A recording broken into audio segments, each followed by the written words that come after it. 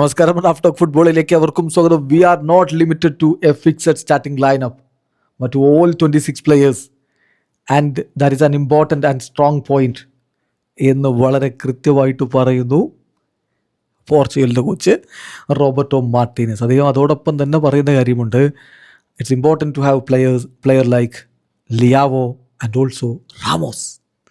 പോർച്ചുഗലിൻ്റെ മുന്നേറ്റ നിരയിൽ മാറ്റങ്ങൾ ഉണ്ടാകുമെന്ന് പ്രതീക്ഷിക്കണം. It's important to change the attacking approach.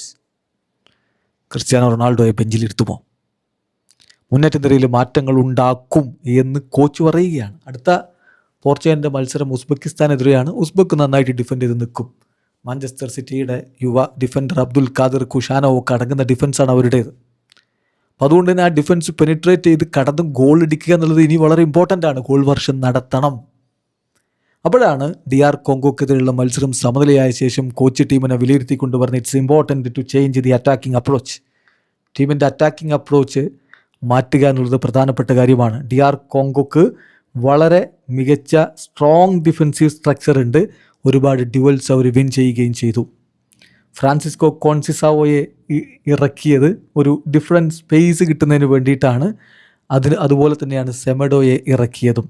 പിന്നെ ലിയാവോയെ പോലൊരു താരം ഉണ്ടാവുക എന്നുള്ള ടീമിന് വളരെ ഇമ്പോർട്ടൻ്റ് ആണ്. റാമോസിൻ്റെ സാന്നിധ്യവും ഇമ്പോർട്ടൻ്റ് ആണ്. റാമോസിനെയൊക്കെ വരും കളിയിൽ ഇറക്കും എന്നുള്ളൊരു സൂചന അദ്ദേഹം നൽകുന്നുണ്ട്.